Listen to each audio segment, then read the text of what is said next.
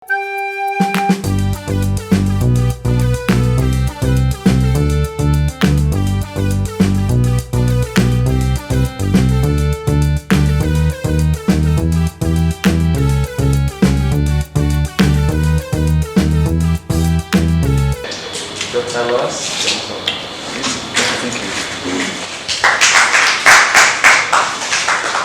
you very much.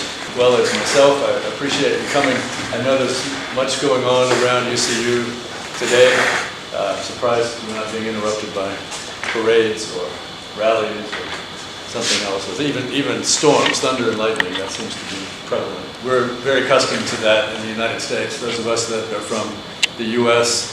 find, and also from Europe, the way rain disrupts everything a bit amusing to us, so you have to forgive us when we enjoy that at your behest, but we have the same problem with snow and other weather forms that completely shut our cities down. They're similar to rain. The difference is we have to move the snow with shovels. I think here you just let the rain disappear and wash away.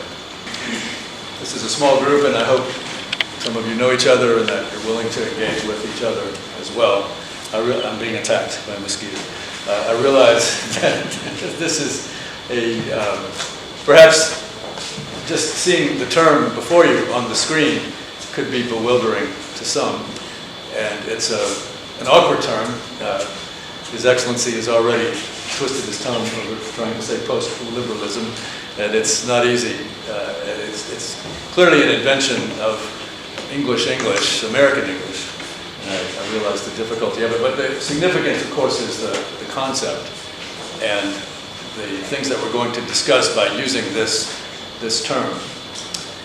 Anyone want to take a guess that will not earn you any marks, positive or negative, about what could possibly be signified by this word, post-liberalism? What even about that term made you think you wanted to come and sit in a session about post-liberalism? Anyone brave enough want to give it a try? Yes. From the first time that I read it off the poster, what it aroused in my mind was a period after liberalism, from the basic English. Okay. From what it says, post-liberalism, so after liberalism. Okay. So right now we are living in an age of liberalism. And I'm really interested in knowing what will human beings be like, how will we behave in the next 50 to 100, 200 years, what will be the mindset at that time, and what will be driving the human race. Okay. For me, knowing what happens then, or at least a sneak peek into what happens then is why I'm here. So does that refer to the effects of liberalism or the replacement of liberalism? In my mind, the replacement of liberalism. Okay. So what's the path out of it? And is that good or bad? The replacement of liberalism? I cannot say for now. Okay. But there's interest. Okay. Okay. So. Yeah. Anyone want to build on that or respond to Duncan, please? Yes. Hello. I think post-liberalism derives from liberalism. Yes. Because there are other school of thoughts like neo and then the classical liberalism. Excellent. Yeah. And then I look at it in let's say in terms of politics, yes, in terms of social aspects and governance. Right. Yeah. Okay. Yeah. Good. So, whatever comes after, whatever form of liberalism. Post-liberalism, I think, classical was the first. Yes. Then neo. Yes. Then I think post is after the neo. Yeah. Okay. Yes. Okay. Anyone else want to venture on that? Okay, we're dancing around the big topic. Please. Yeah. This is, for example, in the States, the people are prioritized over, the people are prioritized over the politics and all other factors that the state has so much interest in, but they now have to look at the people in the state, what do they say, what do they think, which is contrary to what was before. Because before that, what the state wants, it's what it wants. Okay. Even if the human beings in the state don't. Okay. So, and you're speaking of a liberal situation when you describe that, or post-liberal? But when you say what the people want, or the will of the people, Like basically they look at what do the people have to say. Okay. So they consider the people's opinions more than they would consider their own, especially in the areas of politics and maybe state interests like market and all the other things like maybe intervening in a state or something. Right. Yeah, so that might be a liberal statement that gives that preference or precedence to the needs of the people. The famous statement by President Lincoln of the U.S. in 1863 that government of the people, by the people, for the people. I know sometimes that's a description of that. Is actually, he never used the word democracy or liberal or republic or anything in that speech. He just gave that phrase as a goal for what he wanted to create in the United States after the Civil War. And many people take that phrase as a definition. You want to respond to that? Okay. All right. You look like you're. That's right. Yes. Like. Is it more about the left and then the right? Okay, good question. Yeah. Yes. Yeah, this is where we're going. And this is what I want to know, is when we're saying post-liberalism, post what? So what is liberalism in our minds? What is it that comes after liberalism? And I think you've already pointed out that there are many prefixed types of liberalism, classical, neo, etc. And there are also many types of liberalisms. Liberalism also has a history as well, over about a 500-year period, and has changed in its orientation and focus in that way. So, okay, so keep that going in your minds, because I think all of us come to the table with different concepts of what liberalism is, or maybe no concept at all of what liberalism is. And why are so many now saying this is of necessity a post-liberal age, a post-liberal time, that liberalism has run its course or has killed itself? A number of indictments or analyses of liberalism that we'll see as we go through this presentation. And for some, yes, it's left-right. For some, it has to do with freedom versus tyranny. Some see it purely in economic terms, some see it in social terms. You'll find in the United States, many people will describe themselves as, say, socially conservative, but economically liberal. They'll mix the terms up. There's a lot of ways in which people will identify themselves politically. But as you know, especially because you've already used the classical definition, sometimes the left-right distinction is not really what's involved. In the way in the United States we use liberal and conservative to distinguish left and right. Liberalism as a theory, a political theory, and as a way of shaping governments, constitutions, and even social life is a much broader definition of that. The world of political science, law, political discussion, there's a lot of talk right now about the state of liberalism and the crisis of liberalism, as many call it. Today's widespread yearning for a strong leader, one with the will to take back popular control over liberalism's forms of bureaucratized government and globalized economy, comes after decades of liberal dismantling of cultural norms and political habits essential to self-governance. So this is an author who is saying to us that liberalism's day is over, and that we see this not only in the way political thinkers are thinking about governance, but we're seeing breakdown in the liberal forms of government and of social structure, social organization, and that liberalism only has itself to blame. We will see the argument that Deneen especially makes, that liberalism is in crisis, liberalism is failing, not because it failed, but because it succeeded too well.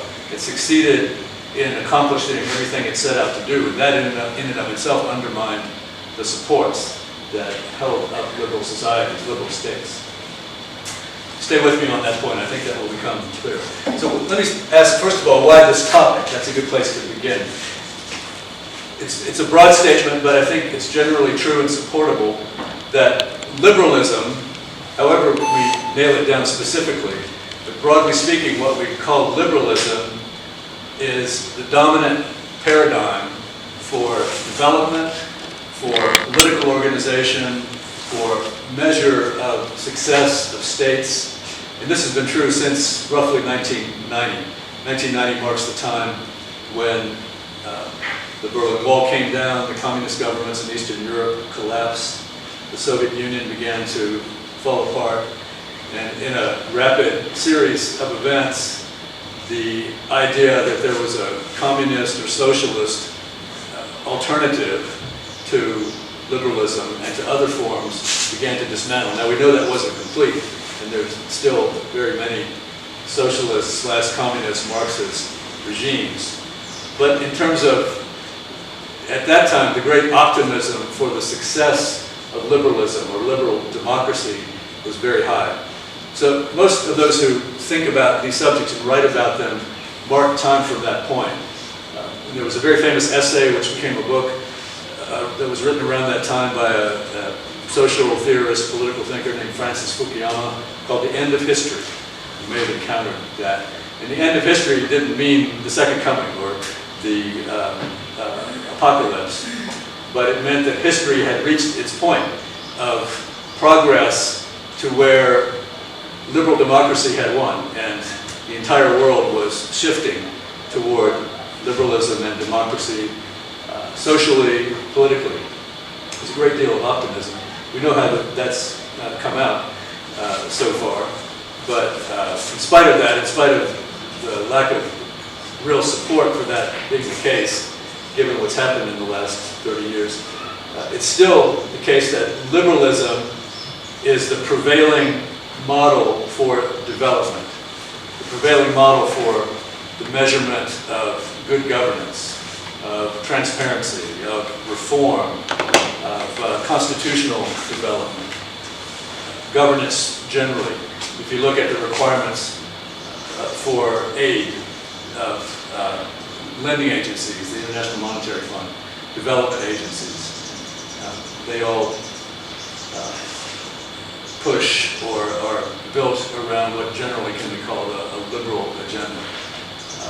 Relatively open markets, reduced government interference, progress on human rights, support for transparency in governance, limited terms of leaders, all those things that might be a part of what are considered to be limited government and liberal constitutions. That's really the prevailing model of development that is guiding development policy generally. So developing countries in Africa and elsewhere are held up to a standard of measure for aid and for the sort of accountability and surveillance that they receive from international agencies, generally by a liberal model.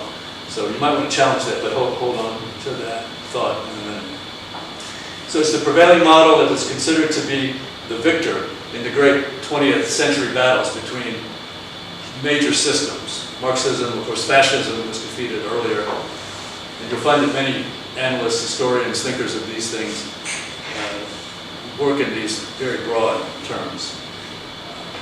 So for lots of reasons, we can claim that liberalism won in a certain sense and is the prevailing dominant paradigm in a lot of fields. But now many are saying, including Deneen, who's just the representative of many voices, that liberalism is in crisis. It's in crisis from external forces and it's in crisis internally. Some examples of this are all across the part of the world, Europe and North America, where liberalism generally has prevailed. You see reactions to liberal government. Nationalist parties that seem to be resurging or coming into some significance, if not into power. One example was the National Front in France. It's been renamed, I can't remember the name of it, but that's it. Hungary, Poland, there's a party in Germany that's troubling many people. I can't remember the name of it. That's getting, about 10% support or something.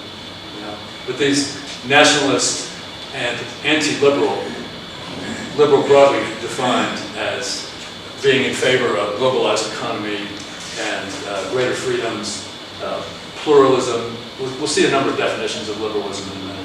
but those are one place in which you see these crises happening, or challenges to the liberal model of what it means to form a state and to live together socially. Of course, we still have places like China, Russia, and places in Africa where liberalism has never really caught on.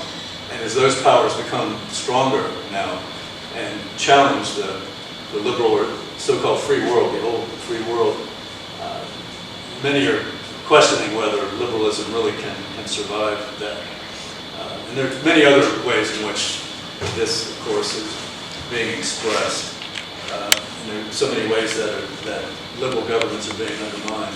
I think the surprising thing to many, and this is where writers like Deneen pick up on this idea of post-liberalism, is, as I said earlier, in Europe and where liberalism originated, and in the U.S., where liberalism first was tried out as a shaping model of what government could be. It's now in crisis.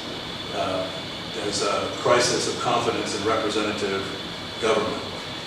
In the United States, if you followed recent concerns there, many citizens of the United States have serious doubts that the last presidential election was not corrupted by Russian influence or something else. You've heard about the investigations going on. So can we trust elections, for example, as a form of choosing leaders?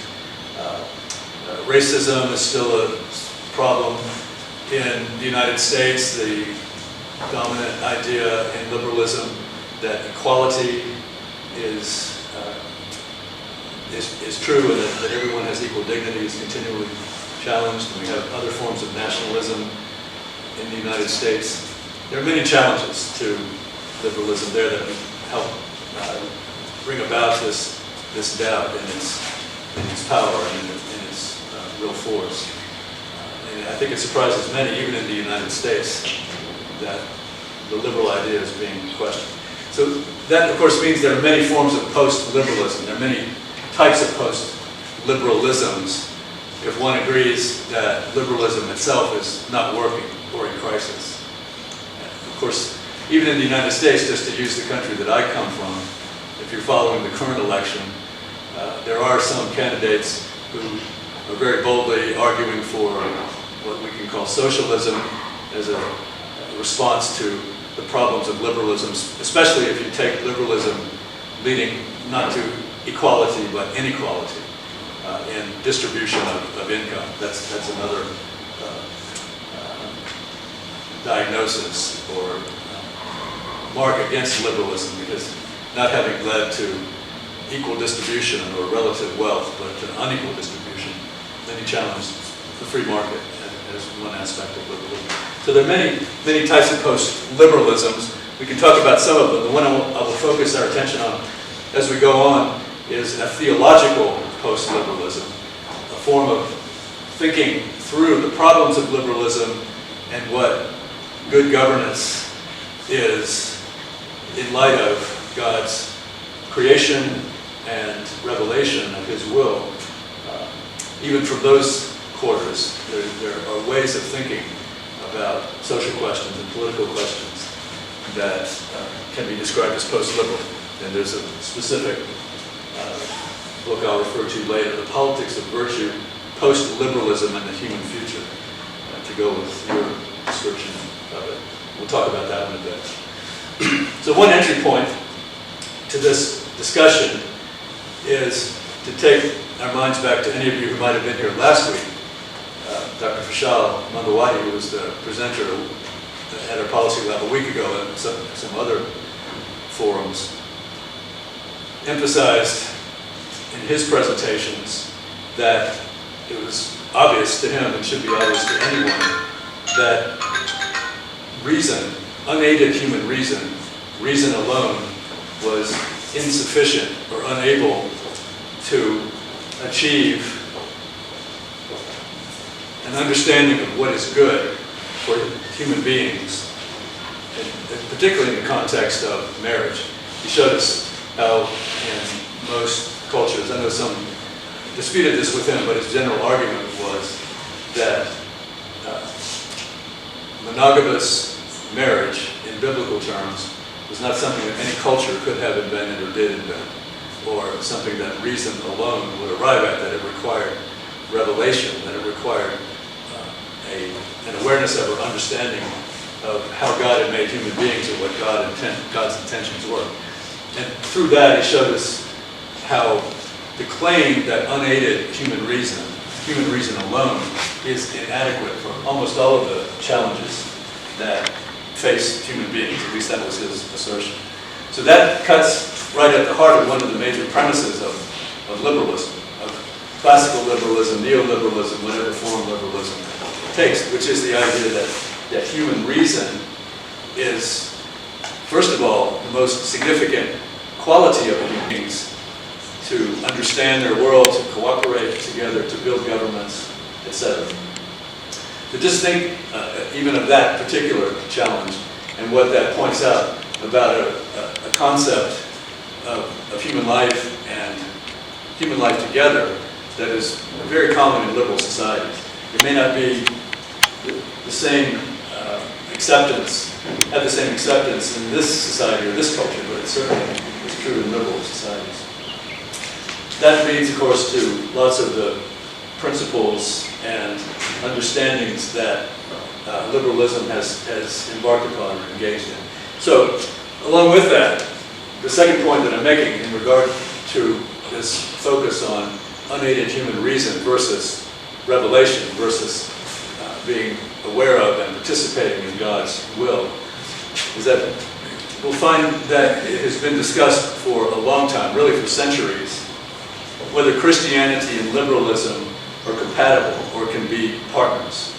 You'll find a record of many of those who claim that liberalism grows out of Christianity, that there are principles that can only be derived from Christianity, Christian revelation, that enable liberalism to build up. And you can imagine what some of those are, such as human beings are reasoning creatures. Human beings have dignity. Human beings are capable of cooperation, capable of self-governance. Even the principles of freedom that St. Paul and Jesus himself speak of in the gospel suggest that human beings can be free from restraints that keep them from living together in community, living peacefully, etc. So there's an argument on one side that Christianity and liberalism are partners, or even more fully, that Christianity itself gave birth to liberalism. And there are many in the United States, many Christians that have argued along those lines. And there are many there who believe that very strongly.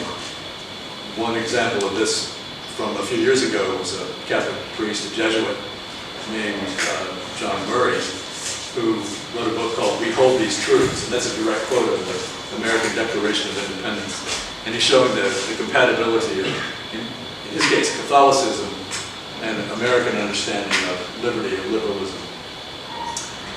But what we're seeing now is that many are challenging that. And there are many who come even from a very distinct Christian point of view who are saying, no, Christianity and liberalism are not compatible. They are not from the same place. They're actually antagonistic. Christianity and its understanding of the human being, understanding of human society and nature is not the same as what is presented and put forth in liberalism. So post-liberals, just to get to this, that those are challenging, and even Christians and Christian thinkers are challenging this dominant liberal paradigm. They argue that at its core, listen to this now, at its core, that liberalism is contrary to submission to God's law, to understanding nature rightly as creation, to solidarity and to virtue and all the things that the Bible calls us to.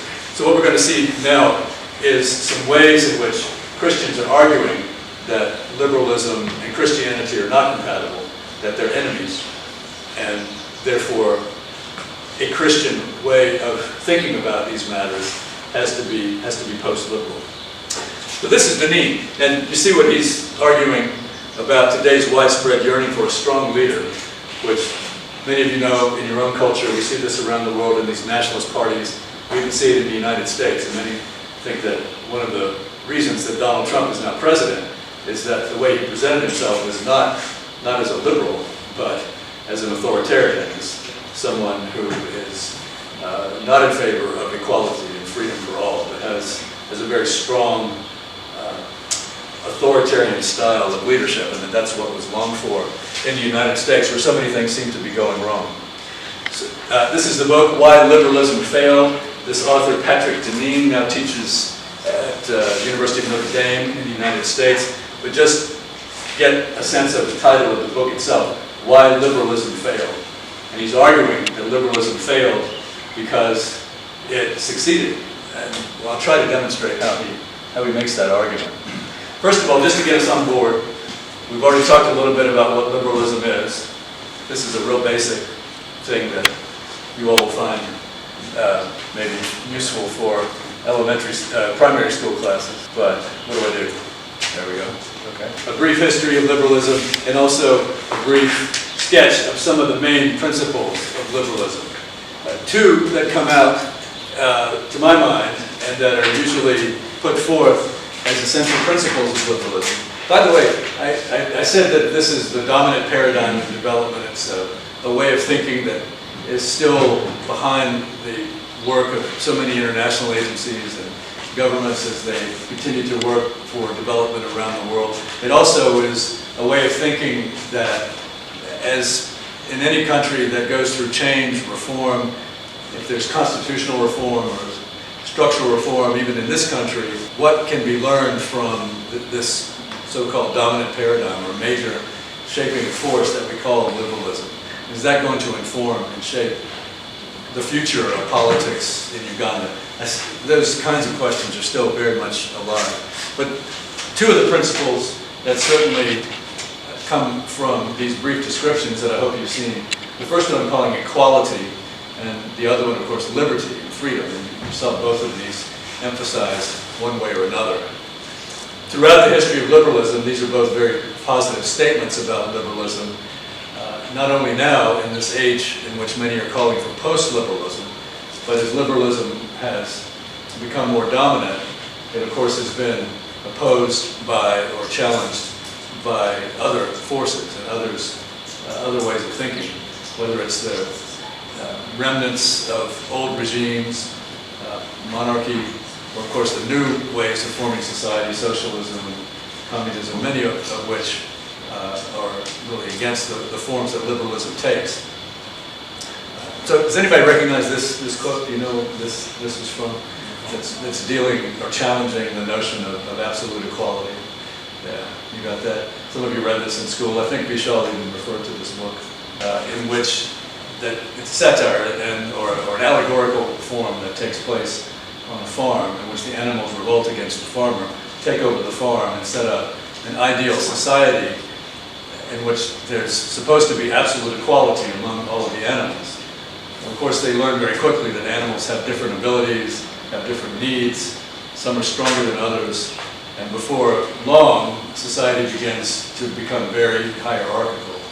And certain animals of the porcine variety take advantage of the chaos of absolute equality and commonality. And equality very quickly gets replaced by some who become dominant. The explanation for that, or the justification for that, becomes, yes, it's true, all animals are equal, but some animals are more equal than others.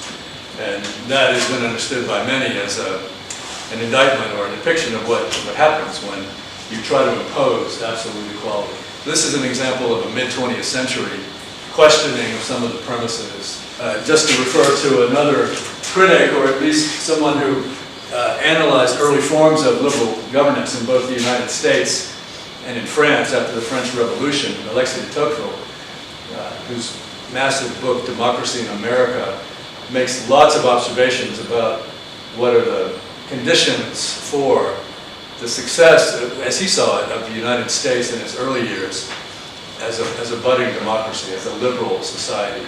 And he gave lots of reasons for it: the strength of civil society, the strength of religion, the ability of the people to associate and work together to solve their own problems, therefore lacking the necessity for a strong government and keeping government limited.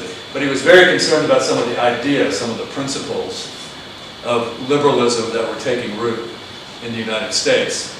And he saw both the demand for equality as well as the emphasis on freedom as ultimately, perhaps, if there weren't certain checks and balances put in place to keep this from happening, the possibility that these foundations for liberalism would be undermined by liberalism itself. And in this case, he's actually saying that the religion, the strong religion in the United States could eventually be eroded by liberalism itself, by the insistence on freedom, the insistence on human autonomy, the insistence on reason over other forms of direction. And this is a famous prediction that suggests that ultimately many will become atheists and others will go to what at that time was understood to be a very ancient and rigid and extreme form of Christianity, old-time Catholicism. And coming from France, he had a very specific picture of what the Church of Rome was. So he's suggesting even in the 1800s that liberalism can lead to this situation, this condition, and will undermine the foundations and sources of a liberal society that can be found in religion. The Church of Rome at that time not being a very liberal institution, maybe not anymore. Okay, this is very dense, but read this along with me and you can see how the argument develops. This gives some good description of political philosophy conceived some 500 years ago and put into effect at the birth of the United States 250 years later was a wager, a bet, that political society could be grounded on a different footing, different from the old forms, the more authoritarian, traditional, hierarchical forms of organizing political society. It's a bet, it's a wager, an experiment it's sometimes called, the experiment in liberty, the American experiment, the liberal experiment. It conceived, now pay attention to what he's saying, these are very important concepts as we go on. Liberalism conceived of humans mainly as rights-bearing individuals, think of that phrase, who could fashion and pursue for themselves their own version of the good life. Opportunities for liberty were best afforded by a limited government devoted to, quote, securing rights, along with a free market economic system that gave space for individual initiative and ambition. Political legitimacy was grounded on a shared belief in an originating social contract, to which even newcomers could subscribe, ratified continuously by free and fair elections of responsive representatives. Limited but effective government, rule of law, an independent judiciary, responsive public officials, and free and fair elections were hallmarks of this ascendant order, and by all evidence, a wildly successful wager. He was commenting on the fact that this is now caught on as the goal, the ideal, the prevailing model of what a government and a society should be within the liberal framework. In some places, it has been successful, such as the U.S. Okay, everyone got that? You see these descriptions, these depictions of what a liberal society is. His argument, though, he goes on, and he says that now nearly every one of the promises that were made by the architects and creators of liberalism have been shattered. The liberal state, remember, which was supposed to be limited in guaranteeing freedom and rights and equality, expands to control nearly every aspect of life, while citizens regard government as a distant and uncontrollable power, one that only extends their sense of powerlessness by relentlessly advancing the project of globalization. The only rights that seem secure today belong to those with sufficient wealth and position to protect them in their autonomy, including rights of property, the voting franchise, and its concomitant control over representative institutions, religious liberty, free speech, and security in one's papers in the vote, is increasingly compromised by legal intent or technological fait accompli. So surveillance, spying, everything that we think of in the technological revolution is yet another factor that many think are undermining the roots, the foundations of liberal society. This is a sweeping indictment, but he's given you a very broad brush of what that society should be and now what the outcome is. that all of what was supposed to be, he would argue, is no longer the case. That even in liberal societies, take the United States, any of the European countries, the state is too big, and all of these other things have shattered the promise that the architects of liberalism set out to achieve. And this is the crux of his argument. This is his very strong thesis of this book. Liberalism has failed, not because it fell short, but because it was true to itself. It has failed because it has succeeded. As liberalism has become more fully itself, as its inner logic has become more evident, and its self-contradictions manifest, it has generated pathologies that are at once deformations of its claims, yet realizations of liberal ideology. Hang on to that piece of the argument, that liberalism is failing. It has achieved what he just claimed in that previous paragraph, not because it fell short, but because it succeeded. It actually accomplished what it set out to do.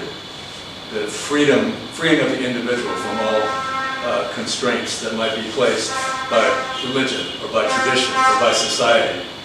The creation of this isolated, autonomous individual who is all for himself and not for others. And you see how, if that's the case, if that's really what's happened with liberalism, and that erodes the family, the church, other ways of human life together. That's the direction of this argument. And I hope you can see that it's a very powerful indictment, and it's a very even stressful idea that to those who are committed to and holding on to the ideals and principles and hopes for liberalism, for the forms of government and society and openness and freedom and equality that liberalism promises. More of the same, and this elaborates in the way I just tried to do, a political philosophy that was launched to foster greater equity or equality, to defend a pluralist tapestry of different cultures and beliefs, to protect human dignity, excuse me, and of course to expand liberty, enforces uniformity and homogeneity, fosters material and spiritual degradation, and undermines freedom. Its successes can be measured by its achievement of the opposite of what we have believed it would achieve. Rather than seeing the accumulating catastrophes evidence of our failure to live up to liberalism's ideas, we need rather to see clearly that the ruins it has produced are the signs of its very success. To call for the cures of liberalism's ills by applying more liberal measures is tantamount to throwing fuel on a raging fire. It will only deepen our political, social, economic, and moral crisis. So let's pause right there and think about it for a minute. I don't know if you're committed to liberalism or if you're critical of liberalism. Whether you agree with his thesis that it's failing, that it's somehow either failed to achieve its ideals or it's causing and creating conditions that are really problems worse than what it set out to do. What do you think of this argument right now? Anybody want to respond or reflect? Has liberalism failed? I guess is a way to ask the question. Some of you are nodding yes, so whoever is nodding yes can go first. It did not fail, Okay. but we did not anticipate the full package it would bring. Okay. We only, those that fronted it from the start, hoped that human beings would be free and be more creative and become more powerful and strong and be able to survive and explore the world even more. Yeah. But they did not consider that morals would definitely be degraded. Okay. There will be a great divide in income inequalities. Okay. Countries will be at war. They didn't see this picture, or maybe they saw it and maybe they just didn't pay much attention to Yeah. it. So there's an unintended consequences. Yes. Effect.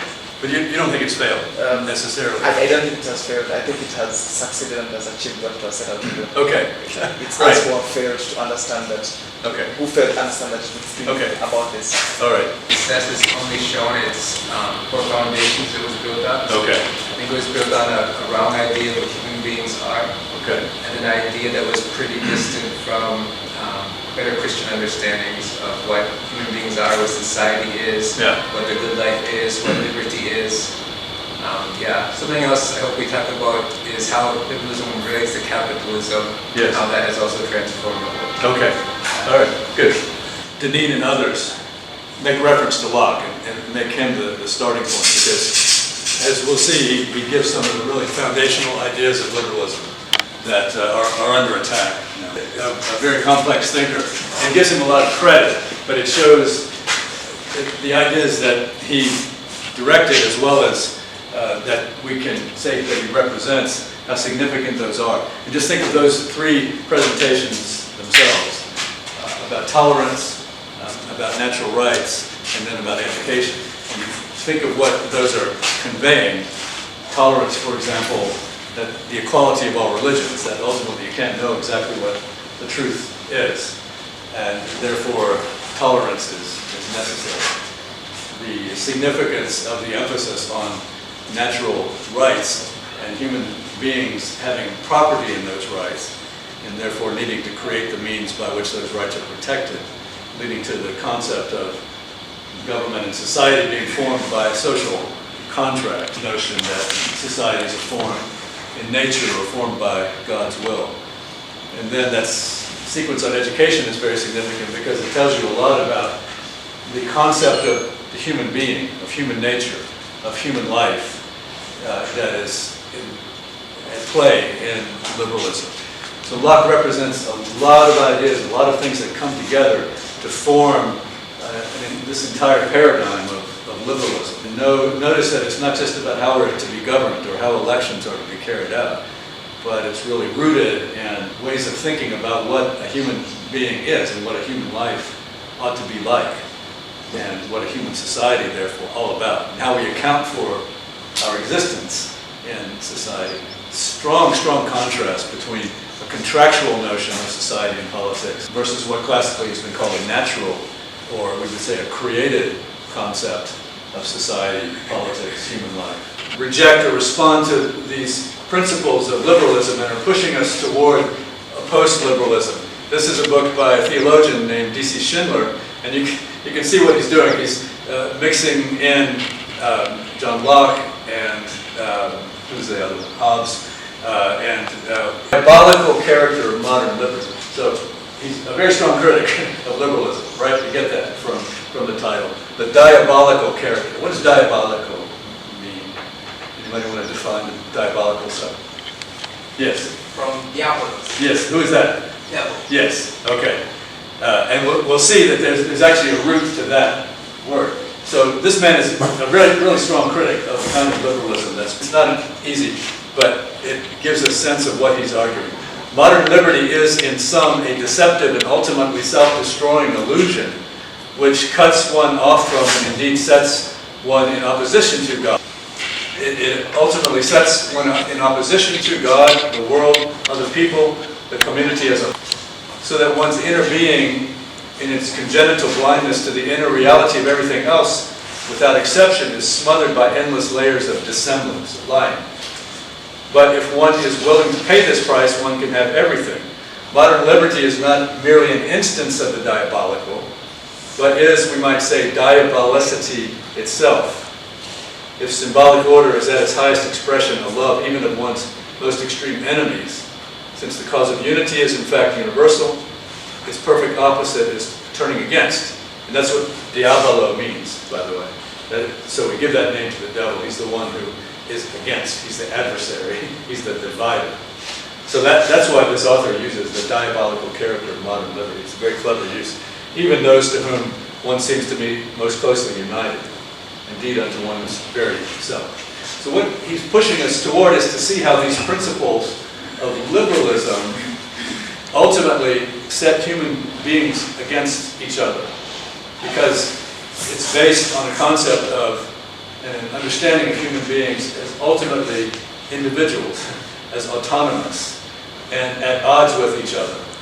And therefore needing to find ways to bring about peace in this state of nature, this natural state of conflict, of opposition. That's what these political theorists really mean by the state of nature. Now, Locke famously softens the idea of the state of nature. Those of you that know your political theory know that this notion of the state of nature comes from which thinker? You know? You remember? It was already mentioned. You know. Exactly. What did he say the state of nature was? It's cool. Yes. There are 5 words that he used. Yes, sir. He said the state of nature is solitary, it's selfish, It's cruel. Okay, I'll tell you. Solitary, poor, nasty, brutish, and short. That's human life. That's human life in the state of nature. Solitary, poor, nasty, brutish, and short. How about that? Who would want to live in the state of nature if it's solitary, poor, nasty, brutish, and short? Okay, does that sound like what we might think of as the, let's just go right to the Bible, the biblical, if we can call it, state of nature? Cool. That's hard, right? Okay. You see what liberals are arguing, especially if you take the Hobbesian route, that the essence of human beings is this state, solitary, poor, nasty, brutish, and short. Individual having our own rights as, say, the original state, out of which everything derives, from that point of view, is original conflict, original warfare. Hobbes also called that the war of all against all. Remember that phrase? Human beings are solitary, poor, nasty, brutish, and short. Therefore, the war of all against all. So Hobbes argued that there had to be a social contract to create a strong authority to bring order to that situation. And that because of that, human beings would naturally give up all of his rights to that authority in order to live in relative peace and to achieve some level of accommodation. Individuals in some level of competition and conflict with each other. Okay, so you see what this is saying about the human being. The human being is naturally divided against others, and therefore what? Naturally competitive, let's put it that way. Hobbes would say they're naturally at war with each other. Locke would say naturally competitive. So what does that take us to? Your point, right? What's the essence of capitalism? Competition, right? Not cooperation. Okay, you see what we're doing? We're showing how these very basic notions that you start with can affect your whole political and social theory. And that's why some of these thinkers, these theological and political thinkers, are now saying that instead of Christianity being compatible with liberalism, with these liberal ideas, that really it's in conflict with them. Because Christianity teaches an original state of peace, an original state of unity that was disrupted by diabolos and by sin, by temptation. But that man's essential state, human being's essential state, is of original peace. Liberals are saying the essential state of human beings is conflict, competition. And you see how where you start can take you in completely different roads as you think about how we ought to live, how we ought to organize society, and what are the problems and issues that face us. What you're also seeing is the division between the modern liberal way of thinking of society, politics, humanity, and the classical, and I would also say the biblical, where, for example, in Aristotle, Plato, human community is natural, it's organic, it is the state in which human beings live. It's not an artificial construct, it's not put together by human beings through a contract. Sorry, I'm overdoing my voice here without the mic. It puts us in a state of that natural competition and conflict, whereas the classical view is one of order and of community as the natural state of human beings. Okay, so, okay, I put these in opposition to other notions because we'll see that at least in this form of Christian post-liberalism, there's an argument for a different way of thinking about these categories. And these are not in any particular order, but they are some of the foundational principles that are being attacked or being questioned now. First of all, as we've already mentioned, the independence of human reason. You see this in Locke, you see this in other liberal thinkers. Unaided human reason is capable of reaching such conditions as a social contract, as discovering enough truth so that human beings can live together in a relatively peaceful state.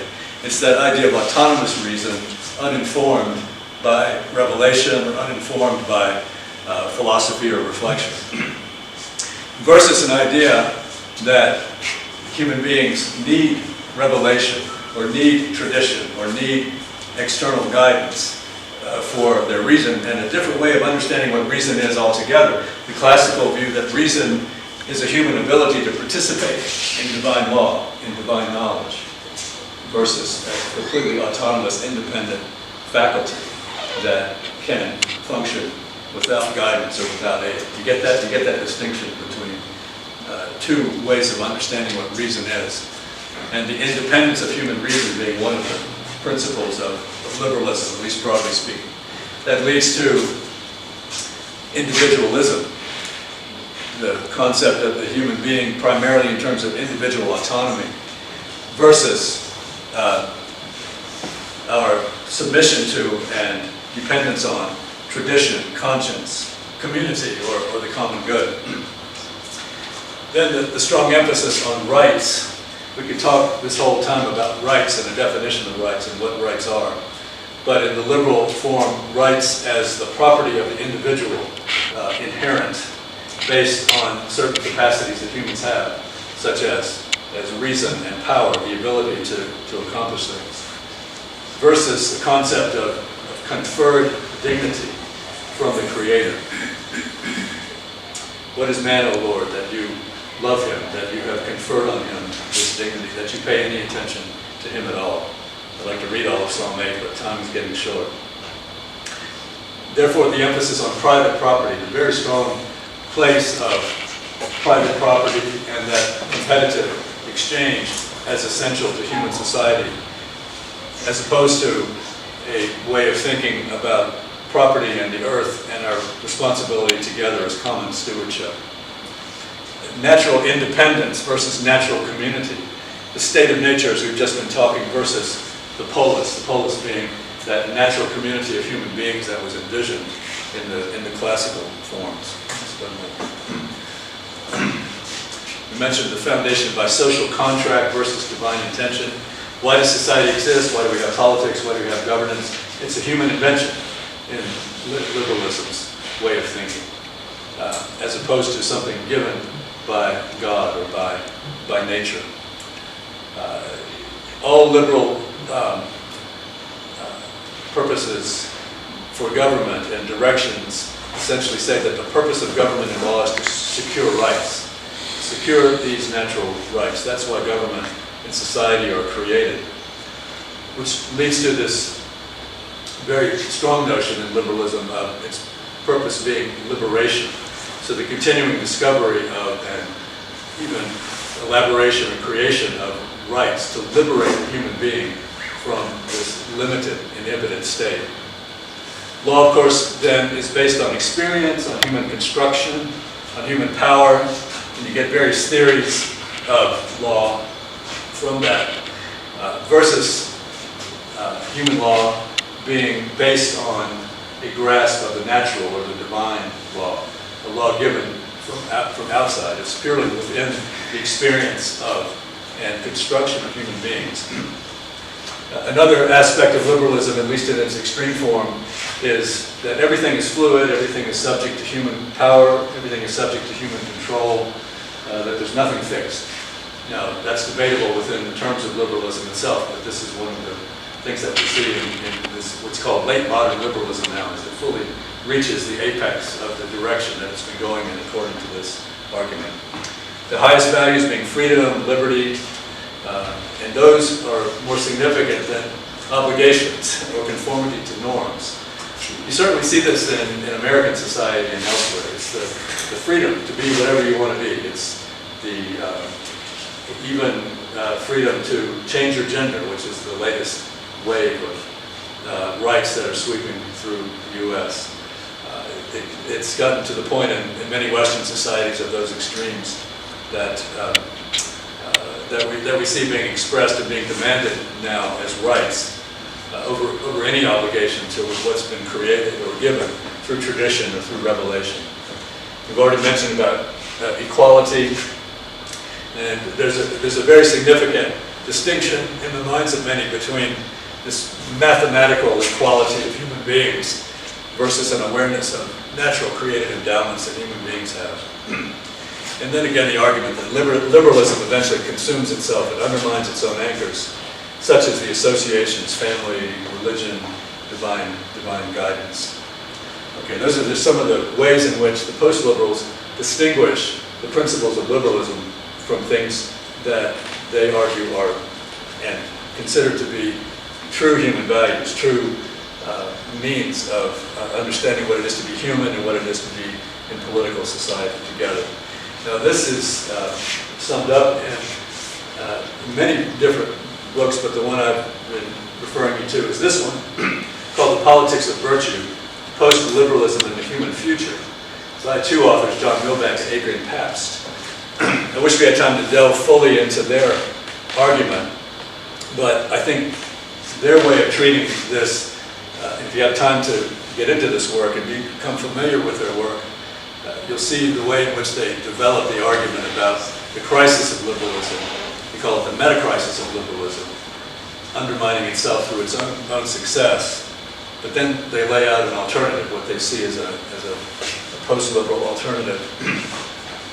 This is their critique. It's increasingly apparent that liberty and equality cannot be rendered fully substantive by a program of liberal statist equalization that has always proved to engender a new tyranny exercised by an elite of state functionaries and party cadres. So here they put their finger on the argument that many have seen, and we've seen these other authors say, that the achievement of equality, the achievement of all of these rights, is not just a matter of negative freedom, clearing away the obstacles, but it actually requires the creation of a strong state to enforce it, to carry out the achievement of complete equality and of these ultimate absolute rights. It's the irony of liberalism that it's supposed to be limited government, but it ends up creating a very, very strong state whose purpose is ostensibly the achievement of greater liberty and human rights. But as any strong state does, it ends up controlling and being, they would argue tyrannical. It's the very same thing that Tocqueville anticipated. He said if you continue to pursue these goals of equality and liberty to their ultimate end, what it will create is not anarchy, but tyranny, a very, very strong state. Instead, post-liberalism suggests that a more universal flourishing for all can be obtained when we continuously seek to define the goals of human society as a whole, and then to discern the variously different and in themselves worthwhile roles that are required for the mutual achievement of these shared aims. So they're arguing in a sentence, something that they elaborate much more fully, that by beginning with a much more holistic and community-based understanding rather than one of individual autonomy, then a more humane and just society can be achieved. The respective freedoms of these roles and their rewards will be variegated. They argue for, the term they're using is variegated, which means different, diversity. That ultimately the effort to achieve equality doesn't lead to diversity, it leads to uniformity, as they're arguing. Because in order to be absolutely equal, everybody has to be, quote, the same. And they're arguing for a very complex and structured way of thinking of human society that gives freedom to lots of different things, and the significance of equality disappeared. So the respective freedoms of these roles and their rewards will be variegated, not equal in terms of wealth, power, or command, but yet equitable and so capable of sheer, whatever that is, sorry, general ability, yeah, okay. Faith in the common good, this is another concept, I'll list these in a minute. In the common good promotes the plural search for shared ends. For the common good is not the total mathematically measurable good, an aggregate of privately owned items, but it is rather concerned with the truest goods that we share together, such as intimacy, trust, and beauty, whether momentarily with strangers or continuously with friends. But a sense of the common good shared by an entire culture is embedded in practices of honor and reciprocity. Such an ethos can only develop over time through the habitual formation of tradition, the educative exercise of wise leadership, and the prudential application and practice by virtuous leaders. So that leads to their argument that they title the politics of virtue. The ultimate goal of society is the virtue of its citizens. Virtue being true to what we're created to be. That's really what the word virtue means. It doesn't just mean being good, but it means achieving our true ends as human beings. So they're trying to sketch out a very different concept of how a society can be constructed and how a polity can be constructed that is based on virtue, based on community, based on the common good, and based on an understanding of human flourishing that requires us to be communal, to be social, not autonomous individuals in stressful competition with each other. If that sounds a lot like African traditional societies, you might find that very interesting. Some of these thinkers coming from the West haven't fully extended their understanding to that kind of research, but you can see the classical and I think more biblical direction that they're going in. And here's just a list of some of those themes. Emphasis on the common good, the emphasis on the virtue of human beings versus their individual power and autonomy from each other. Human flourishing in all dimensions is participation in God's order, not the pursuit of one's individual good in competition with each other. And community is natural. Community is intended. It's not a construction out of the state of nature to overcome the state of nature. Okay. Now there's a lot more we could say about this vision of post-liberalism. You might have some other ideas about both whether this critique of liberalism is valid and one that we ought to pay attention to, or whether we want to defend liberalism, and whether there's some other way of thinking about our social political order along the lines that these two gentlemen suggest, or maybe other ones. What we have received a lot, we thank you. Post-liberal movement. And also he began to articulate some of the solutions, some of the positive program that they have in a post-liberal agenda. I appreciated his emphasis on a less radical sweeping away. They're not revolutionaries. They're not saying that liberalism was entirely diabolical, bad, which is the impression you get from Schindler, maybe even the Denis book. So they celebrate the accomplishments of liberalism, but one or two things that he said that came to my mind was that the best ideas of liberalism are actually better founded on more ancient notions than liberalism itself, such as human dignity, such as an elevated understanding of human reason. Not an autonomous one, but a high view of human reason. The value of life. All of those things come from sources outside of liberalism, some of which we as Christians would understand to be divine sources, or at least from traditional sources. So that was one thing he was arguing as a critique of liberalism, or as a way of understanding what liberalism has accomplished. But then he goes on, as do the others, to describe and to give their analysis of why liberalism is in crisis. And it follows that same line of thought. The liberalism has succeeded, therefore it's failing to thrive and to live.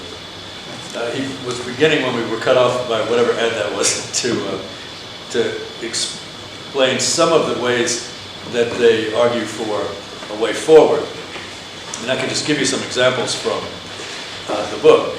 They're critical, of course, of, in terms of the economy, the competitive, oppositional way of thinking about the economy, but then they're not statist, they're not socialist in the sense that we understand that to be.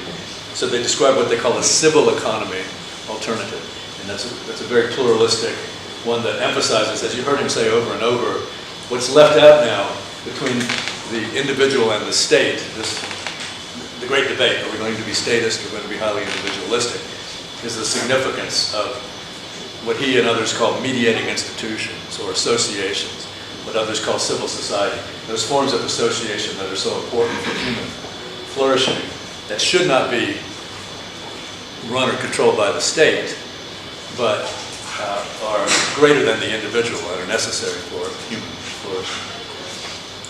So, for example, should the state regulate religion? This is a big topic now. as you know. And some argue yes, because law has to control the excesses. Others would say no, that's outside the realm of the authority of the state, that even though religions might be failing and going to excesses, there have to be other ways that religion can be governed. So in terms of the economy, one of the ways in which many have found value in the more ancient traditions is to distinguish between the two alternatives of state socialism and individualistic or corporate capitalism, with a way of thinking of economics that's called distributivism, which emphasizes ownership and stewardship and responsibility, but stewardship of various associations, the family or local associations. It's a more cooperative model. That's what they call the civil economy. They have some specifics regarding polity or forms of governance. In each of these chapters, or sections, the first chapter is the meta-crisis, and then the alternative. So part one, politics, was the meta-crisis of liberalism. Part two, the post-liberal alternative. Economy, the meta-crisis of capitalism. And the chapter, the civil economy alternative. So the meta-crisis of democracy, the emphasis on high levels of individualistic democratic participation, primarily through voting, that many have argued, and we have seen this can lead to what he called democratic despotism. Again, that was Tocqueville's argument, that in order to achieve the demands of liberalism, you really have to have a despotic government. And that's the animal farm scenario that we talked about at the beginning. So an alternative to the meta-crisis of democracy is what's called the mixed constitution alternative. And if you know your Plato and Aristotle, that's their definition of polity. And a mixed constitution or a mixed polity gives representation to all the various sectors of society. In the old Aristotelian model, the divisions of society were between the people, the aristocracy, and the elite. So a mixed economy would have some mix of monarchy, aristocracy, and democracy. And that's the sort of thing that they're arguing for, to give a more communal sense of political participation. Not one of tyranny, but in their terms, variegated. And we could think about specific ways that gets argued. And they get into a lot of details about forms of federalism, balance of powers, and separation of powers. And then finally, they take it to the world, the meta-crisis of the nations. And this is the current situation in which we are, in which we have a nation-state system of now almost 200 so-called sovereign nation-states, which each claim absolute sovereignty within their own territory, but are internationally in what's called a state of anarchy, meaning there's no overall governance globally. So the state system mimics capitalistic economy in that each unit is competitive in a balance of power, continual struggle, the war of all against all. It's often pointed out that that really is best seen now at the international level than at the national level, although the war of all against all can be seen in many cases, but the state of nature actually being at the international level. They do not argue, as you can see, they're going, remember what he said about virtue. The classical definition of virtue is that it's the median way, it's the right way between two vices. And he used as a definition of that the cardinal virtue of courage. Courage, virtue, toleration, and prudence being the four cardinal virtues. So courage is not the absence of fear, but it's the balance between timidity or fear on the one hand and recklessness on the other. We tend to think in binaries, but a virtue is the right way between the two extremes. So the politics of virtue not only means that, I'm sorry, I skipped over the section on culture. What culture is to do is to form virtuous people who can lead in these different associations that he was talking about. Now, maybe it sounded very idealistic because it sounded like he said the solution to corruption and to misuse of power is to cultivate virtuous leadership. By the way, as an American, some of you know the American argument that for the American form of polity, which very deliberately was a liberal model as laid out by James Madison and others, the recognition that human beings were naturally in competition with each other. Therefore, you had to make the competition work in such a way that all the rivals balanced each other out, canceled out their excesses. That's the essence of the American constitutional system, which is a very different way of thinking, that you first cultivate virtue and then create systems in which virtue can flourish. James Madison's argument was human beings are not equals, we can't expect them to be. Therefore, we have to exploit their natural competitive tendencies. And that's very clear from his argumentation about what the nature of the American polity is, and there's a lot of complicated reasons for that. And that might be very different for these sort of root or foundational arguments that some might make for the kind of constitution you have in Uganda, for example, or throughout East Africa, which embodies some of these principles of separation of power. Not so much federalism here. Kenya now is experimenting with federalism, but you have those separations, but also in your constitution you have very strong emphases on unifying factors of culture and national purpose. You even had God in your constitution, which, in the American Constitution, he's banished. He's not allowed in there. So even in that kind of structure, this basic polity. But I'm sorry, I'm jumping around. Even in their prescriptions for international affairs, they have this, in a sense, mixed polity approach. Not global governance, not the current anarchy, but associations, and even thinking outside the modern creation of the sovereign state. That's another long topic we could get into, is why we have states, why we have the state of Uganda, and the state of Kenya, and the state of Tanzania, and the state of the United States, that each claim absolute sovereignty and are in competition with each other.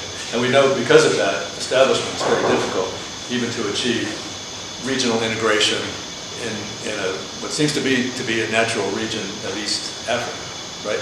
Why can't you have a common currency? Why can't you collaborate in a greater way? But you know why? Because you have, of that group, 5 sovereign states, each of whom wants to hold on to, and the leaders of those states want to hold on to their leadership of a sovereign power. Would virtue change that? I don't know. And that gets to education and all the other things that go into culture formation. Okay, I was just trying to summarize the way he takes this, so we will all realize that we're not simply talking about abstract political theory, but really working within the environment that we're in. And the sense that some have, which some of us might not agree with, that liberalism is in crisis. Maybe it's just having a few bad days, right? And we need to get it through there and push on to making it better. So, with that being said, we have about 20 minutes on my clock. I think that's fast. I'm going to say it's fast, right? Because mine says 20 to 7. So let me hear from you. What do you think? I guess we could start with that idea. Are we really on board with the idea that liberalism is in crisis now? We talked about just a bit at the beginning. Some of you said that it's succeeding, but maybe not doing so well. Others seem to be more friendly to the idea that we just need to do away with it altogether or do something. But I'll just throw it open. Any questions anyone wants to make? Who wants to go first? Okay. I knew it. Please do stand up, tell us your name. Thank you so much. Yes, you're welcome. My name is Boswell Timothy, and I'm a graduate student of mass communication here. Regarding your question of whether liberalism is in crisis or not, could we use the argument from the politics of virtue that we need to find an Aristotelian golden mean between liberalism and conservatism? Next, I'd like to ask, how should we respond to the critics of Christian post-liberalism who cite all the achievements of cutthroat capitalism, all the progress it has achieved for mankind, and also is a rejection of visionism, and therefore a rejection of Darwin. Yeah, because what we have been talking about is liberalism and post-liberalism, especially as applies to the West. I do think that there has been an attempt to adopt Western systems into Africa, and I guess, in my opinion, that has created a contradiction in African countries or developing countries, and that contradiction is actually the reason why developing countries are struggling. They have a problem. You would agree with me that if we're talking about virtue and some of the concepts of early liberalism, they are perhaps easily identifiable amongst the developing countries. The ideas of community, the ideas of virtuous ideas, community, looking out for one another, and that sort of thing. I think you find them more here, but when you place liberalism the way it is understood now, it makes it seem like these kind of virtues are not essential for the survival of the community. So I am beginning to think that we have, in developing countries, we have the wrong systems. They do not account for how the communities within the developing countries relate to each other. And so we are struggling with something that is not like who we really are. Yeah. So in my area, I would think Africa, developing countries, would subscribe more to the politics of virtue. We would see more of these virtues coming out, and it would be good maybe to just have a system that respects some of these values within the African setting or developing countries. One of the discussions I think we have had before is whether tribalism is that bad. Tribalism. Because if you get tribalism and place it besides liberalism, the conclusion is tribalism is evil and individualism is better. And I think that's where there is a problem. I am thinking that maybe we need to rethink that. Maybe there can be a better representation of tribalism. And if systems were constructed around it, because that is being honest about who Africans are, and maybe it would help us to go a long way in solving some of our own problems our way. Like a form of federalism, maybe? Yeah, for example. Is what is a human being? This question we call theological anthropology or philosophical anthropology, what is a human being?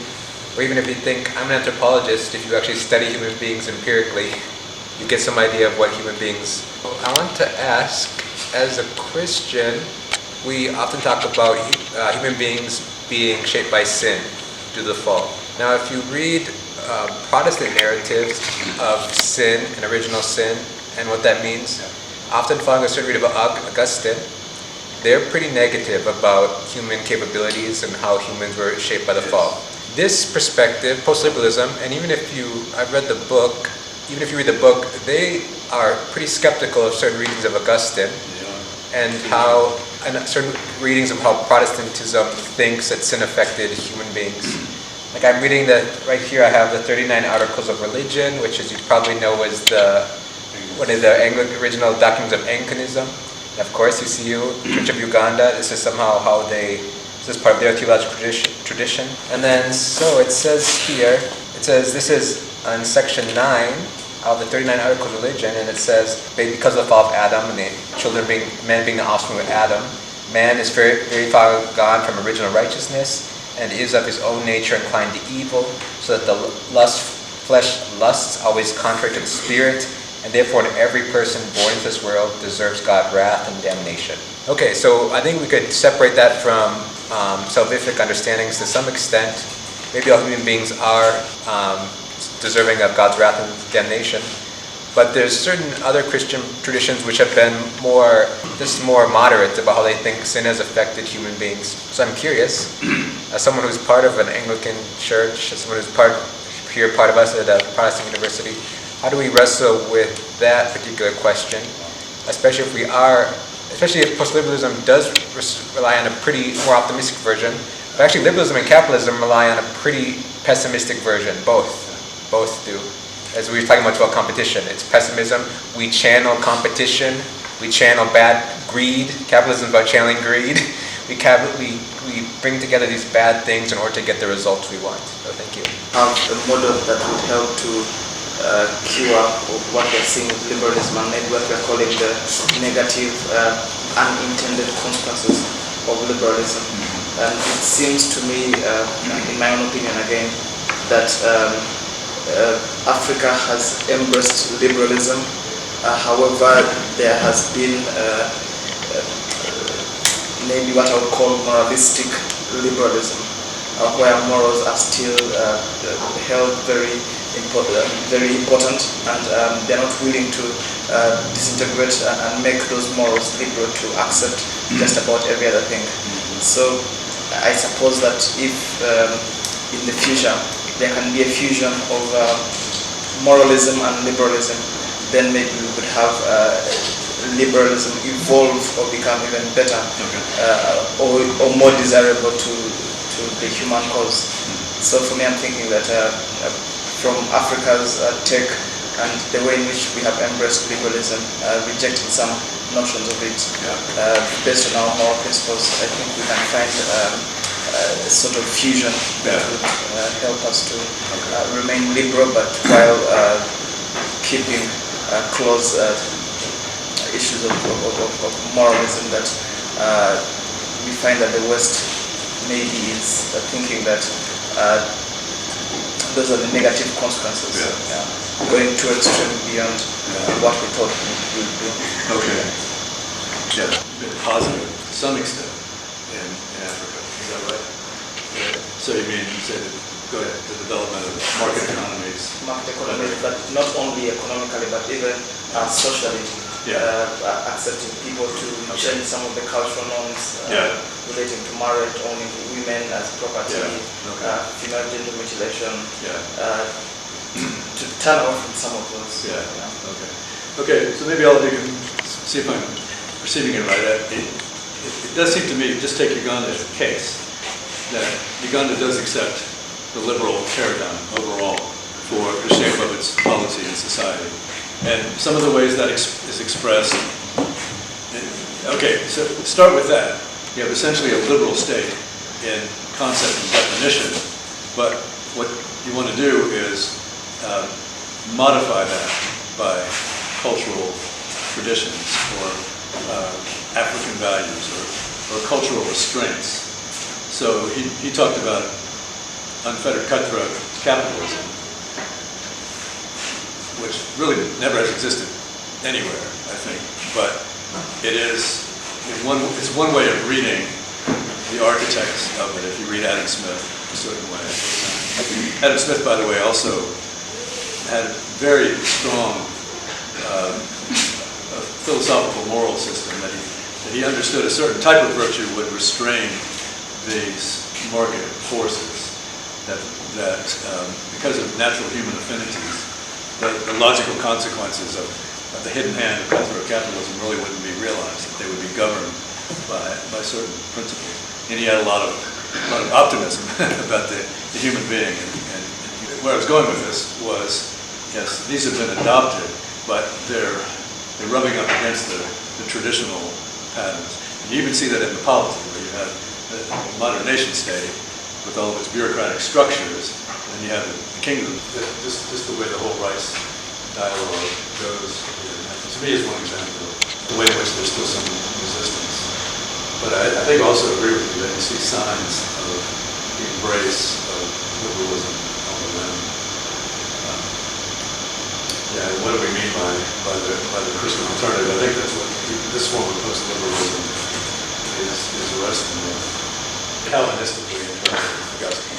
So, and this even gets at their understanding of what life itself is.